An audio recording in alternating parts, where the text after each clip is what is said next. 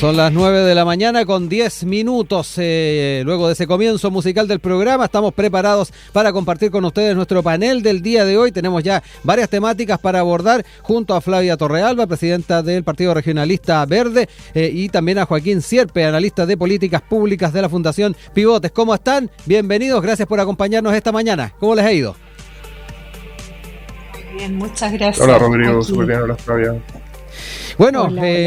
agradecidos que nos acompañen y bueno, entramos ya en materia, pero como es habitual partimos también con nuestra pregunta del día. Nos quedamos con estas orientaciones para regular el uso de celulares en los colegios que se dio a conocer el día de ayer por parte del Mineduc y poder también entrar en la forma en que ustedes también lo observan, las posibilidades de contar con ello de repente en los procesos educativos, pero particularmente algo que muchos padres y apoderados tal vez se preguntan, si es que efectivamente es bueno tener a los chicos y chicas con los teléfonos en los colegios. Dependerá también de qué año estén, si es que el colegio también los incorpora en el proceso educativo. Bien importantes los factores que pueden entrar a jugar en torno a esto. Quiero saber, Flavia, ¿cómo lo ves tú? Desde el Mineduc ahí se dejó a los colegios ir definiendo si se permite o no y el contexto en que se hace. Cuéntame un poquito cómo lo ves tú, el poder incorporar estos elementos dentro de los colegios. Bueno, aquí la ciencia ayuda mucho a hacer un juicio, digamos. Está muy estudiado este fenómeno del uso abusivo de parte de los niños, o más bien de parte de los padres que permiten que los niños estén expuestos a teléfonos celulares o tecnología o pantallas en general durante muchas horas, porque tiene efectos en el ánimo, como consecuencia vienen depresiones, los niños sufren obesidad, detienen su desarrollo cognitivo, es decir, hay una serie, generan aumentos en los déficits atencionales o incluso manifiestan el síndrome a propósito de este uso. Entonces, la ciencia es como muy clara en esto y piden siempre a las comunidades educativas que no se expongan los niños y niñas a las pantallas por más de una cantidad de horas o minutos determinados, son 45 minutos creo, especialmente a los menores de octavo. Es ahí donde está el tema, para que hablar de los efectos sociales, digamos, el uso un poco anómalo de las redes sociales, el bullying escolar, el ciberacoso, la exposición a los abusos sexuales de estas formas por inescrupuloso, la exposición a redes de tráfico. Hay un montón de riesgos, además, que los niños y niñas no tienen por qué tener en conciencia y que es una exposición innecesaria. Ahora bien, ¿por qué yo entiendo que el Mineduc le entrega a las comunidades educativas? Porque todas estas cuestiones tienen un contexto. Sí. Probablemente algunos padres y algunas comunidades les va a hacer mucho más fácil el control del uso de los dispositivos y ¿cómo se llama? La definición de las normas y el respeto por estas. Hay otras comunidades que están muy complicadas y además exige esta normativa o estas definiciones, la participación y el compromiso de los padres. Exacto. Y de las madres. Entonces, si tú tienes solo por norma la prohibición del uso en los colegios y los padres y madres no están, o cuidadores, cuidadoras, abuelos, hay distintos tipos de familia, distintos tipos de contexto social, distintas comunas. No es lo mismo un niño o una niña de octavo en una comunidad del barrio alto, sé yo, porque son extremadamente infantilizados los niños y las niñas hasta, yo recuerdo a alguien que a los 28 años todavía le decía niñitas a las niñitas, y otros en barrios más populares donde los niños y las niñas a muy temprana edad asumen cuidados y tareas que son propiamente adultas. Entonces, en la aplicación de las normas, en las decisiones de las comunidades educativas, por cierto que hay contexto y eso exige que las comunidades educativas hagan y abran una conversación importante que no todas lamentablemente van a estar en condiciones de hacer. Joaquín, en tu caso, ¿cómo también ves este tema que se arrastra desde hace bastante tiempo, pero el Mineduc hoy trata de, al menos en el aspecto del aula, tratar de generar orientaciones? Sí, y esto no es algo que nosotros estemos inventando la rueda. Esto en varios países, como bien dice Flavia, ya se ha estado discutiendo desde hace harto tiempo. Yo quizás soy más tajante, pero coincido en prácticamente todos los puntos con Flavia.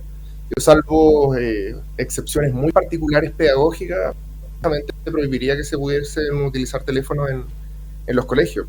Fuera de los temas de aprendizaje que ya de por sí son muy importantes, temas de distracción, temas también el ciberacoso que mencionaba Flavia. Recordemos que el celular está hecho, y todas las aplicaciones que nosotros usamos en el día a día están hechos para generar una cierta adicción en las personas.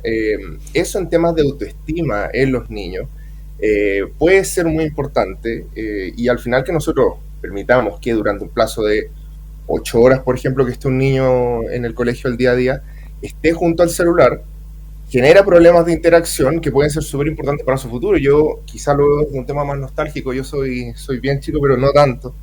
Alcancé a tener en el colegio la experiencia de no usar el celular. Yeah. Y yo lo veo con las generaciones de mis hermanos más chicos, y la verdad que la interacción es nula, es súper poca, los problemas de autoestima que tienen son súper grandes, y yo lo asocio en gran parte, no completamente, pero sí en gran parte a que la vida que ellos tienen está en torno a los celulares. Ahora, creo que Flavia toca un punto muy importante, y es que uno en la norma puede poner un montón de cuestiones. Uno puede decir, ya perfecto, ¿sabes qué? Salvo que tengamos una actividad muy particular, se van a prohibir los celulares, cero posibilidad de uso.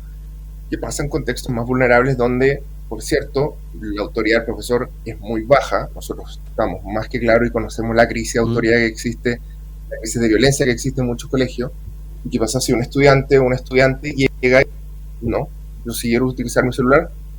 Es un punto muy complicado, muy complejo, y también hay que poner la pelota al piso y entender que si bien uno puede tener en la norma un montón de cuestiones y decir, ¿sabes qué? No, acá rajatabla se cortan los celulares, y eso yo sí creo que puede tener muchos aspectos positivos en un mundo muy ideal. Como bien menciona Flavia, los contextos también importan, y hay contextos en los que la aplicación de normas en que se prohíba el uso no solo de celulares, sino de aparatos electrónicos en general, es compleja, genera un montón de externalidades y problemas aparte que también hay que hacerse cargo y que no son de soluciones fáciles. Exacto, ahí también está el tema de las comunidades, de qué manera van generando estos contextos de los cuales también se alude en el Mineduc. Nosotros les invitamos, tal como lo hizo Flavia, como lo hizo Joaquín, a interactuar con nosotros en nuestras redes sociales y nuestro WhatsApp, el más 56926493001. Nos vamos a quedar en educación, porque el tema de estudiantes que encuentran sin matrículas y no han podido comenzar su año escolar ha estado presente en estos días. Sin ir más lejos, el día de ayer el ministro de Educación Nicolás Cataldo se refirió a este tema. Se estima en más de 3.000 alumnos que a pesar de haber realizado postulación a través del SAE no quedaron en ninguna de sus opciones y no lograron matricularse, y el ministro ha dicho que estar al tanto de la situación y que lo importante es que seguimos trabajando y vamos a seguir trabajando para resolver este problema que es de mediano a largo plazo. Es parte de lo dicho por el ministro, y esto también ha tenido la preocupación de parlamentarios. En ir más lejos, en la Comisión de Educación del Senado han estado mirando con mucha atención aquello, y ya se ha planteado además no solamente una figura de emergencia educativa, sino que además el poder presentar un proyecto de ley para enfrentar esta situación que se vive. La senadora Yasna Proboste señaló que como comisión vamos a presentar un proyecto de ley para derogar todas las imposibilidades que hay para ampliar el número de cursos en distintos sostenedores, sean municipales o particulares subvencionados, dentro entonces de los elementos que van a estar presentes en este proyecto. Añadió que en forma transversal vamos a recurrir a la Defensoría de la Niñez para que en el marco de sus atribuciones haga exigible el derecho a la educación de niños y niñas en nuestro país, derecho que hoy se está vulnerando por el impedimento de la matrícula. Lo planteaba ahí Yasna Proboste. Quiero entrar también en la temática. Flavia, me quedo contigo para ir abordando este tema. Va muy de la mano también con las críticas que se han mantenido en estos últimas semanas a lo que fue la figura también de la reforma educacional, pero me gustaría escucharte para saber cómo también estás siguiendo este tema. Bueno, sin duda que estoy siguiendo este tema con mucha preocupación, y realmente llegamos a un punto en que la única palabra posible es imperdonable. No puede haber 3.000 niños sin matrículas en Chile, más aún cuando está siendo advertido por la Defensoría de la Niñez desde hace ya mucho tiempo, y además donde se presentan en territorios con datos muy anómalos. Hay 3.000 niños en el país, Sí. pero de ellos más de 500 están en la región de Atacama, una región que ha tenido encima el Ministerio de Educación. ¿Y cómo no se van a dar cuenta que en primero medio es donde faltan las matrículas? A mí me parece que yo con mucho dolor te lo digo, Sí. yo soy una defensora intensa del gobierno y a mí me gusta darle contexto, no me gusta caricaturizar las conversaciones, menos las que están siendo en espacios públicos, pero esto definitivamente es imperdonable y creo que el ministro tiene que dar explicaciones razonables a los fiscalizadores. Espero que la Cámara de Diputados, por cierto, haga su trabajo. Y yo no me puedo quedar tranquila con este horizonte que le da el ministro, que es que se va a resolver este tema a mediano y largo plazo. No puede haber niños y niñas, adolescentes, esperando a mediano y largo plazo para recibir una cuestión mínima que es la educación, que en Chile está garantizada. Entonces no es aceptable, menos aún cuando se señala que están al tanto de la situación. Esto tiene que resolverse ahora. No más en un plazo de un mes. Yo en esto apoyo, por cierto, la postura de la senadora Proboste, es muy clara, y adhiero, concreta, además, ¿no?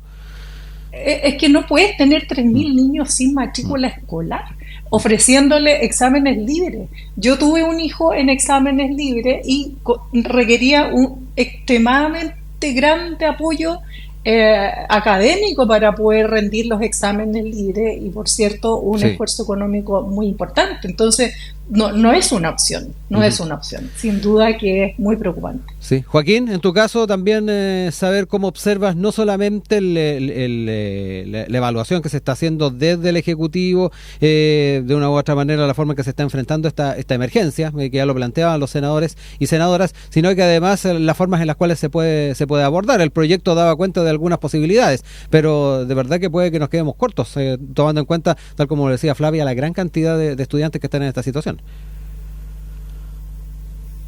Sí, esto yo creo que es un síntoma más del sistemático deterioro que la educación pública ha tenido en los últimos años. Al final, nosotros siempre hemos sabido que en Chile existe una brecha enorme entre educación particular y educación municipal. Sin embargo, en los últimos 20 años la matrícula en la educación pública no ha hecho nada más que descender, en comparación con, por ejemplo, los colegios particulares subvencionados. Tenemos la crisis de violencia, tenemos la caída de los liceos emblemáticos, tenemos el problema de los servicios locales de educación pública y así un largo etcétera. Entonces uno puede empezar a nombrar un montón de síntomas que muestran el estado en que está la educación pública. Yo veo dos problemas principales acá, Rodrigo. Uno es un tema de gestión que tiene el Minedu. Nosotros tuvimos a finales del año pasado un paro de 80 días, más de 30.000 estudiantes en la región de Atacama. Se acabó el paro porque se llegó a un acuerdo con el Colegio de Profesores para tomar ciertas medidas durante el verano para en marzo estar listos para entrar a clase. Llegó marzo y esas medidas no estaban. ¿Qué pasó en ese momento? No tenían los recursos, no tuvieron la capacidad de gestión, y en paralelo llegó marzo y vemos que tenemos 3.000 estudiantes que no tienen matrícula, que no se les está entregando el derecho fundamental a tener educación. Entonces yo veo un problema de gestión bien importante, y como bien mencionaba Flavia, a mí las soluciones que el Ministerio está planteando, la verdad que tampoco me parecen correctas, y no veo una voluntad de entregar lo más esencial, que es la matrícula a esos 3.000 niños. Como bien mencionaba Flavia, exámenes libres, y esas 3.000 familias, ¿cómo van a tener a esos niños en la casa? ¿Cómo los van a educar? ¿Quién los va a cuidar? Recordemos que los colegios, en una buena cantidad de casos, sobre todo en la educación pública, permiten que los padres, particularmente también las madres, puedan salir a trabajar. ¿Qué pasa con esos 3 niños? Se van a quedar solo en la casa, todos los riesgos paralelos que eso implica. Yo, por ejemplo, me pregunto, ya que el ministro dice que esto es un problema de mediano y largo plazo, también lo asocia al fuerte aumento de migración y que esto es un problema de oferta. Perfecto, puede ser un problema. Chile tuvo una inmigración que fue bastante grande, sin precedentes en nuestro país, con un porcentaje muy grande de la población, pero entonces busquemos soluciones de mediano plazo que quizá no van a implicar la presencia del Estado, porque el Estado claramente no está dando la solución. Veamos la posibilidad de crear nuevos colegios particulares subvencionados, veamos la posibilidad de reforzar la administración delegada. Actualmente un 1,5% de la matrícula corresponde a establecimientos que fueron delegados en su administración a particulares y que tienen un financiamiento basal del Estado, ni siquiera por subvención. Esas son medidas de mediano y largo plazo para cubrir esta oferta de matrícula, pero lo que no podemos aceptar es que 3.000 niños se queden sin estudio, siendo, como también mencionaba muy bien Flavia, que 500 están en la región de Atacama, que ya, por cierto, post pandemia con el paro de profesores habían tenido golpes a su formación académica muy fuerte, y yo creo que esto va a traer un montón de repercusiones también en las próximas semanas. Uh-huh. Ahora, sí, yo Flavia, te puedo señalar un puntito aquí. Efectivamente, este vínculo público-privado es un camino que hay que explorar sin ninguna duda. Hay que facilitar en lugar de dificultar las soluciones. Pero ahora que el presidente está impulsando reformas constitucionales para gobernar por decreto, yo creo que sería un muy buen ejercicio, mucho más que sacar militares a la calle, dedicarse a, por decreto, apoyar la educación pública y la matrícula. Yo quiero recordar que en la región de Atacama, en el gobierno regional, disponibles para resolver los problemas que tenía y que planteaba el gremio y las comunidades educativas. Sin embargo, la permisología, que afecta tanto a los sectores privados como a los públicos, dificultó el uso de esos recursos que estaban disponibles. Entonces, si hay algo noble en lo que se puede ocupar los poderes del Ejecutivo, digamos, en resolver rápidamente este tema, si es necesario arrendar locales para empezar clases, si es necesario echar mano de todos los recursos que estén disponibles, hay que hacerlo ahora, porque no pueden pasar un mes más los niños y las niñas sin clase. Recuerda que la reforma educacional, uno de los objetivos que tenía era precisamente de facilitar la incorporación de las mujeres al mundo del trabajo y como bien señalaba aquí mi copanelista, está dañado también ese interés que es estratégico. Además, naturalmente, del principal, que es el derecho a la educación de los niños y de las niñas. Joaquín, respecto a lo que dice Flavia recién, las potestades que desde el Ejecutivo efectivamente se podrían utilizar para de una u otra forma enfrentar esta situación. Cuéntame cómo lo ves tú. Por cierto, yo creo que en momentos de crisis, y que ha pasado en otros momentos, el Estado tiene que hacer un uso de recursos que los tiene disponibles, ya sea a nivel de gobierno central o a nivel de gobiernos regionales.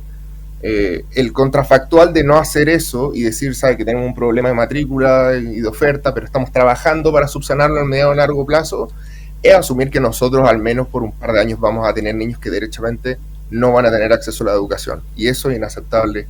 Eso es inaceptable para un país como nosotros, y sobre todo en un contexto en que estamos volviendo a una pandemia. El gobierno tiene un programa de reinserción en el cual yo sé que el ministro ha puesto un énfasis bien grande, pero uno se pone a pensar y dice, perfecto, estamos buscando a todos los que desertaron del sistema educacional por la pandemia, pero no tenemos matrícula para ponerlos en colegio. Entonces hay un montón de contradicciones, hay varias cosas que no se entienden, y yo creo que a menos que el ministro derechamente y también el mismo presidente tome el toro por las astas y trate de tomar soluciones de rápido accionar y que sean de corto plazo y que impliquen una ejecución de recursos importante en los próximos días, la situación se va a seguir agravando. Vamos a tener seguir teniendo conflictos como el que tuvimos en el CELEP de Atacama, con el Colegio de Profesores, y los únicos que van a ser perjudicados son los niños, tanto su formación como su oportunidad de futuro que van a tener.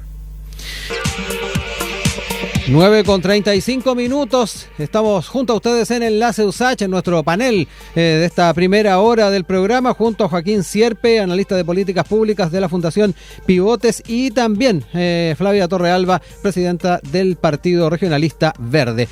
Nos vamos a un tema que ahí esbozó también Flavia en el bloque anterior, lo que tiene que ver con esta solicitud del alcalde de Maipú, el alcalde Bodanovich, respecto a solicitud que se le hizo al Ministerio del Interior de de poder contar con Fuerzas Armadas en lo que es los trabajos de seguridad, de control en las comunas, algo que fue recogido además por otros ediles. Tuvo comentarios además del presidente, me dijo que va a estudiar, sin ir más lejos, una reforma constitucional para sacar efectivamente Fuerzas Armadas a las calles vía decreto. Es parte de lo que también se estuvo discutiendo el día de ayer.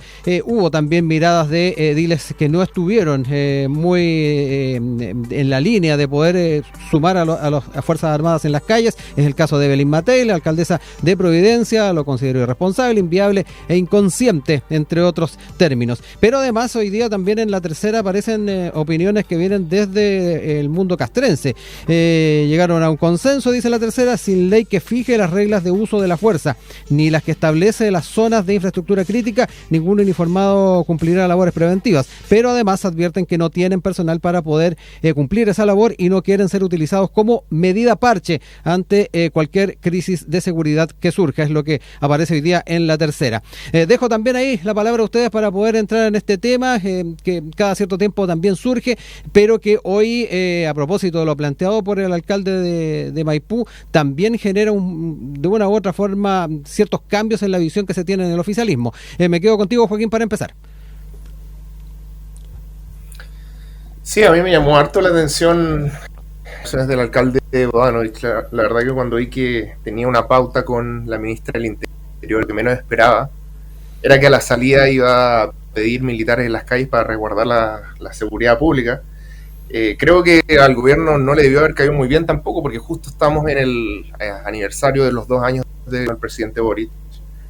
Justo está también la discusión entre oficialismo y oposición de nosotros recibimos un país mejor, está mejor ahora, etcétera, etcétera. Y justo un alcalde del oficialismo viene a pedir militares en las calles, lo que implícitamente oculta que cree que no estamos mejor, al menos en materia de seguridad. Y eso no es un secreto para nadie. Nosotros tenemos una crisis de seguridad bien extendida desde hace un rato, pero por cierto que desde el mismo oficialismo no esperaba una declaración de ese tipo. Ahora, respecto a la medida particular que propone el alcalde Bodanovich, yo lo que me quiero preguntar son algunas cosas. Uno, ¿cuál es la política pública que uno tiene que aplicar cuando tenemos seguridad? Yo creo que la propuesta que hizo el alcalde no es la política que uno tiene que tomar si es que quiere hacerse cargo de problemas severos que se tienen con el crimen organizado. Y por una razón muy simple. Yo me pregunto, ¿qué espera el alcalde Bodanovich cuando ponga militares en ciertos puntos estratégicos? ¿Qué va a pasar en el momento en que esos militares, por ejemplo, tengan un enfrentamiento con alguna persona? ¿Van a utilizar sus armas? Vamos a hablar de las consecuencias que eso puede traer de que un militar esté con armas, porque recordemos, los militares no están entrenados para el orden público, los militares están entrenados para ir a la guerra. ¿Vamos a hacernos cargo de las repercusiones que pueda tener eso cuando un militar tenga que usar su arma? Yo creo que en el momento en que eso ocurra, y que el presidente diga, mire, ¿sabes qué? Vamos a hacer una reforma constitucional porque queremos poder tener militares en puntos estratégicos. En el momento en que un militar tenga que usar su arma, yo no veo al poder político de ningún lado dando respaldo a un militar por haber utilizado su arma de servicio. Entonces, yo no creo que sea una buena propuesta, yo creo que es una propuesta que a la gente le va a gustar mucho, discurso de mano dura, de aquí se acabó la delincuencia, de que aquí se acabó ya nadie va a poder hacer lo que quiera, pero en la práctica yo no creo que vaya a tener un efecto muy práctico. Preguntarse qué es lo que hay que hacer ante la realidad cierta de que el crimen organizado y el narco muchas veces tiene mayor armamento de fuego que los mismos carabineros. Un cabo que anda con un revólver, la verdad que difícilmente puede hacer frente a una banda de crimen organizado que está mucho más armada. Es como nosotros equipamos nuestras policías, y ahí podríamos tomar quizá el ejemplo de lo que se hace en países como Francia, países como Alemania, en lugares como por ejemplo una estación de tren, donde han tenido registros previos de, por ejemplo, ataques terroristas, ataques con arma blanca, etcétera, etcétera. Los policías sí tienen un arma de fuego de mayor calibre, pero están entrenados para eso, porque su función principal es el orden público, no así la de los militares. Flavia, también, ¿cómo observas lo que ha estado ocurriendo con estas peticiones que han surgido particularmente de algunos alcaldes partidos, el alcalde Bodanovich, pero varios se sumaron, pero además todos los factores que hay de por medio? Ahí Joaquín traía a colación las características que tiene también la formación militar, las características que tiene la institución, y algo que también advertían los propios uniformados en prensa, ¿no? Que también se necesitan ciertas garantías a nivel legal.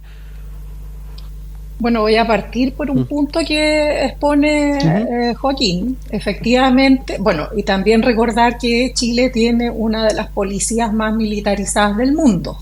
Las policías entrenadas para el control del orden público, en casi ningún país del mundo tiene el nivel de militarización que tiene la policía chilena.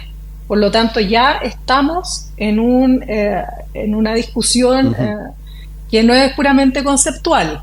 No estamos hablando de las policías que controlan en Francia el orden público, no, estamos hablando de una policía extremadamente militarizada. Y voy a partir, te decía, por una cuestión que señala Joaquín. Efectivamente, en Europa se usa el ejército para controlar algunos puntos, digamos, focales, pero porque Europa, recordemos que ha estado constantemente amenazada por el terrorismo internacional. Por lo tanto, vamos a tener que hacer discusiones que son propias de las democracias liberales, por cierto. En ese contexto estamos hablando. Esa es una definición, al menos de mi partido. Yo defiendo un modelo de democracia liberal occidental, que tendríamos que ponernos de acuerdo en qué vamos a entender por el uso, entre comillas, del recurso de los militares. Vamos a entender el crimen organizado como terrorismo, porque ahí se justifica, desde el punto de vista ideológico y teórico, este llamado al uso, digamos, de los militares al control del orden público. Vamos a entender el delito común, por muy importante que sea, como terrorismo, para justificar ideológica y teóricamente la incursión de los militares en estos terrenos. Esa es una pregunta que yo creo que el Ejecutivo no puede resolver solo. Eso se tiene que dar en un espacio donde efectivamente, como dice Joaquín, estemos todos de acuerdo que vamos a hacernos cargo del impacto y del efecto que va a tener la incursión militar sobre los territorios, sobre los civiles. Ese es un punto. Otro punto que quiero señalar: las veces que se ha llamado a los efectivos del ejército a resolver temas de control interno han sido todos desastrosos y han tenido un reguero de violación a los derechos humanos de todo tipo.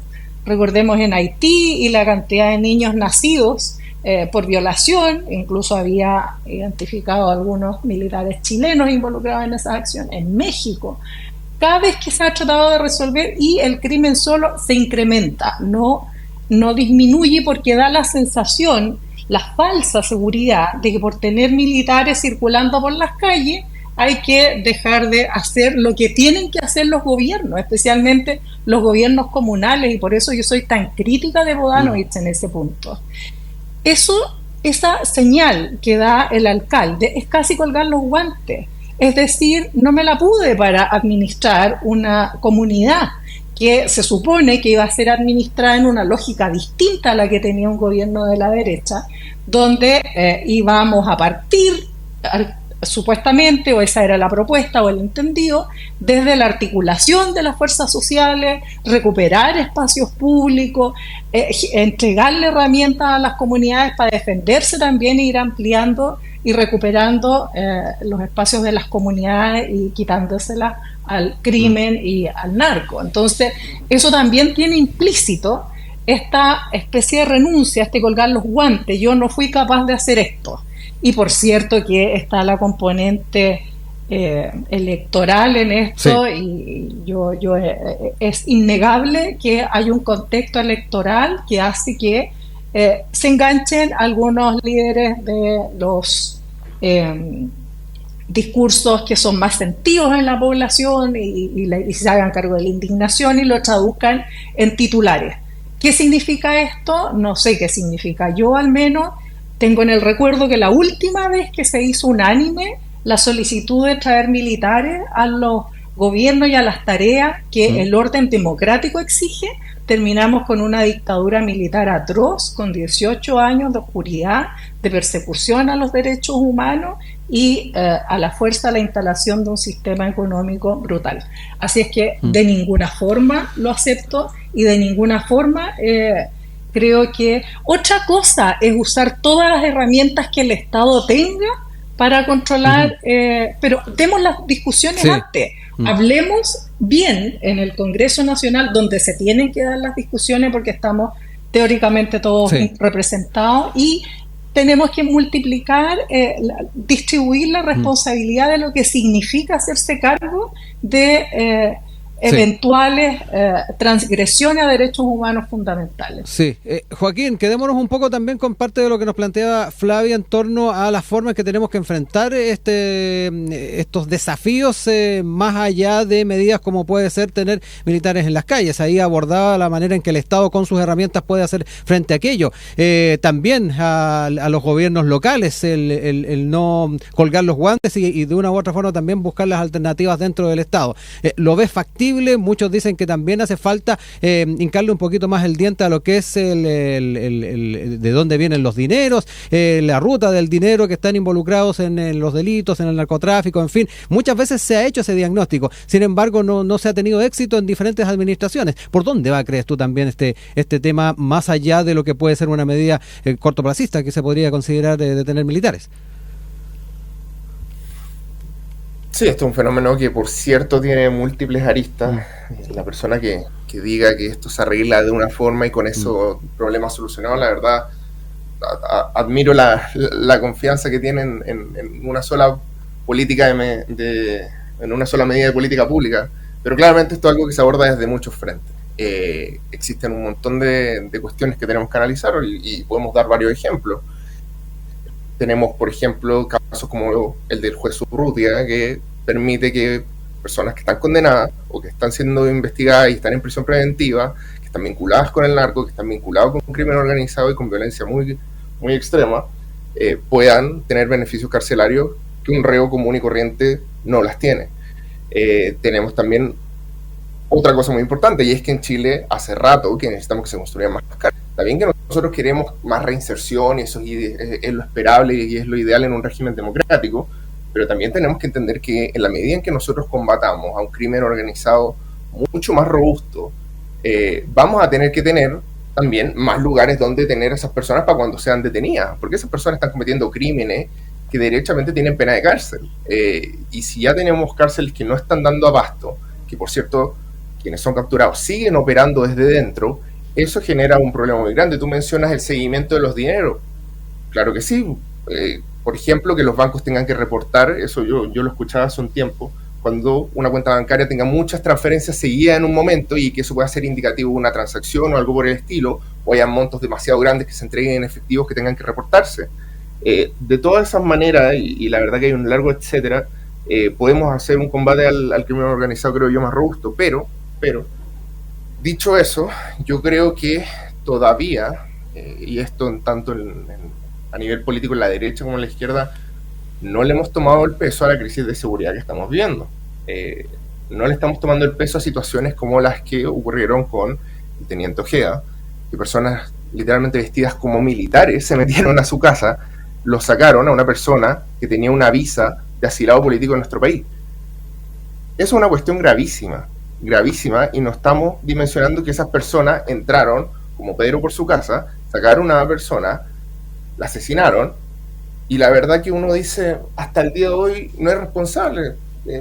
Yo creo que tenemos que hincarle muchísimo más el diente al tema, tenemos que entender que esto debe ser la prioridad número uno en el corto plazo para mantener el Estado de Derecho en Chile, que por cierto es la función principal que un Estado tiene, que es darle seguridad a sus ciudadanos. No nos vayamos a sorprender en un par de años si es que esto se sale de las manos, y en países como en Ecuador, que Ecuador en el año 2019 tenía más o menos la tasa de homicidios que tiene Chile actualmente, y eso se multiplicó prácticamente por 10, gracias al crimen organizado y al narco. No nos sorprendamos cuando eso ocurra, cuando estos fenómenos, como por ejemplo encontrar partes de cuerpos flotando en los ríos, como cuando secuestran a una persona, los secuestros express, el sicariato, se hagan frecuentes, y esto ya no tenga control y empiece a infiltrarse, por ejemplo, en los poderes del Estado, sí, a nivel judicial, a nivel político, a nivel de gobiernos regionales. Va a ser muy grave y sí, no estoy seguro que nuestro Estado vaya a ser capaz de dar abasto al respecto. Flavia, te dejo ahí la opción de poder comentar parte de de los elementos que puso sobre la mesa Joaquín, y me quiero quedar también con parte de lo que tú planteabas anteriormente, la forma en que los gobiernos locales, estamos hablando de alcaldías, asumen esto, también, ¿por qué no decirlo? Las delegaciones a nivel regional, y efectivamente pensar de qué manera se fortalece el trabajo en territorios. Tú eres regionalista, además, me imagino que ese foco es bien importante para observarlo. Bueno, es uno de los focos principales porque nosotros tenemos la apuesta a una modernización del Estado que implique la descentralización y transferencia de poder a los gobiernos regionales para que puedan atender rápidamente las urgencias en las regiones. Yo el año pasado advertía que con este escándalo de las fundaciones iban a salir muy dañados muchos de los intereses de las regiones porque se reconcentraron procesos de toma de decisiones y conflictuaron y complicaron aún más las soluciones que los gobiernos regionales y debilitaron a los gobiernos regionales de manera muy importante. Para que hablar del tema, tenemos que resolver la administración de los gobiernos locales. Uh-huh. Los alcaldes son prácticamente duques donde tienen un acompañamiento, muy poca fiscalización de los concejales que no tienen prácticamente atribuciones que deben tener porque hay decisiones que deben colegiarse de manera más importante y tienen que ser mucho más controlados. Los poderes unipersonales siempre tienen que estar muy controlados para que sean eficientes también. Por lo tanto, por cierto que uno de los temas que me preocupa es esta cuestión de que los gobiernos locales no son capaces, entonces entreguémosle la responsabilidad a cualquiera del gobierno central o algún poder centralizado, lo que es tremendamente complicado. Por ejemplo, ¿qué sacamos con andar paseando militares en la calle si el Poder Judicial no se hace cargo del tema, por ejemplo, del seguimiento del dinero? Los expertos en Colombia que han seguido los temas del narco y que han por años transmitido esta necesidad de abrir las cuentas, por ejemplo. Mira, disculpa que sea personal en mi advertencia. Yo, como muchos chilenos y chilenas, tengo una cuenta en un banco determinado y por ser persona políticamente expuesta, todo el mundo tiene derecho prácticamente a hurguetear todas mis transacciones, no solo las mías, las de mis hijos mayores de edad, las de mis hermanos y hermanas que trabajan en sectores privados. Se les dificulta acceder a todo tipo de beneficios, de créditos hipotecarios, están vigiladas todas sus transacciones y yo solo por el hecho de ser una persona políticamente expuesta. Y me complica que para algunos la norma sea tan estricta y no sean capaces, otros, de vigilar transacciones que son evidentemente anómalas. La compra de autos de lujo, de viviendas de manera extraordinaria, es decir, si hay gente preocupada de vigilar a los políticos, que somos súper pocos, presidentes de partido, ¿cómo no va a haber para vigilar narcotraficantes? O sea, yo encuentro que aquí estamos en el mundo como al revés. Por lo tanto, creo que el Poder Judicial tiene mucho que decir. Las cárceles están llenas de jefes de bandas de crimen organizado. ¿Cómo vamos a tener a los jefes de las bandas de crimen organizado adentro de las cárceles? ¿En qué realidad paralela eso puede tener existencia? ¿Por qué el Poder Judicial, Gendarmería no se hacen cargo también del problema? ¿Entiendes? Yo sé que son cuestiones súper complejas. Tenemos un cuerpo ahí de Gendarmería muy presionado, también prácticamente presos igual que los que están presos. Y que hay que echarle mano a modificaciones, pero lo que te quiero graficar es la complejidad del tema. No es llegar y pedir que militares salgan a la calle porque da estas... Ahí se nos pegó la imagen de Flavia. Vamos a tratar ahí de mejorar esa comunicación. Mientras los problemas... Sí, perdimos la conexión ahí con Flavia. Vamos a tratar de mejorarla. Sí, Te decía que por eso es ineficiente la medida, es populista y ciertamente sin esta regla de uso de la fuerza es también una agresión. Estamos todos alarmados por lo que está pasando en Palestina, donde se está matando a la población civil. Estamos tratando de poner conciencia en la comunidad internacional, nosotros como país pequeño, de que se tienen que parar esos abusos, y estamos en la misma lógica tratando de resolver un problema. Sí. No hay racionalidad en ese argumento. Sí. Les dejo un par de minutitos para cada uno para ir cerrando ideas, Joaquín. Nada, muy de acuerdo con varios de los puntos que mencionaba Flavia. Yo creo que esto tiene que hacer desde varios frentes, y más que seguir en discusiones eternas y, como bien decía en un principio, dar soluciones efectistas como las que el alcalde Bodanovich está proponiendo, que pueden sonar muy bien y, como yo te mencionaba, a la gente la van a dejar muy conforme y probablemente va a ganar mucha popularidad en un periodo electoral. Pero si uno se pone a analizar el detalle más fino, en la práctica no va a tener efectos significativos. Si queremos hacer un combate real al crimen organizado y al narco, tiene que haber un consenso de qué medidas vamos a tomar, de las consecuencias que eso va a implicar y qué tan dispuestos estamos a correr con esas consecuencias en un sistema democrático, en un Estado de Derecho. Si es que eso no se da previamente, medidas como estas, la verdad que yo creo que solamente corren el riesgo de que tengamos militares no preparados vigilando las calles, que eso genere algún enfrentamiento y que personas que pueden quizás tener nada que ver con el problema del crimen organizado terminen siendo afectadas con todos los problemas políticos, de cohesión social que eso siempre trae. Flavia, también brevemente para cerrar ya las ideas de este tema.